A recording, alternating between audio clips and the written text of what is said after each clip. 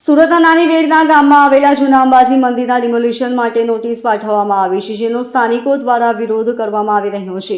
સ્થાનિકોએ કલેક્ટર કચેરી ખાતે એકઠા થઈને વિરોધ નોંધાવ્યો હતો. મનપા દ્વારા વર્ષો જૂના અંબાજી મંદિરને તોડી પાડવા નોટિસ આપવામાં આવી છે.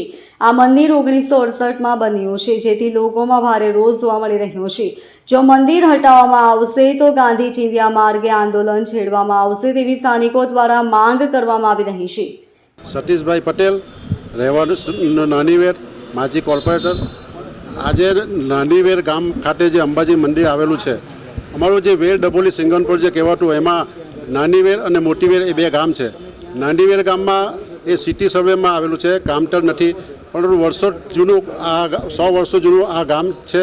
અને ગામના પાદળે, જે અસલ પાદળ કહેવાતું, એ પાદળે અંબાજીનું મંદિર ગામના લોકોએ ભેગા થઈને બનાવેલું હતું. અને બહુ જૂનું મંદિર છે અને એ મંદિરના લોકો ખૂબ જ શ્રદ્ધાપૂર્વક એના દર્શન કરીને ગામથી બહાર નીકળે છે અને એની મનોકામના પૂર્ણ થાય છે.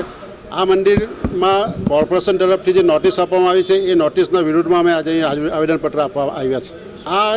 આ મંદિર જે છે એને બચાવી લેવું જોઈએ અને રસ્તાનું જે ડિમોલેશન છે એમાં થોડો ફેરફાર કરવો જોઈએ. Bureau report, LK star news, Surat.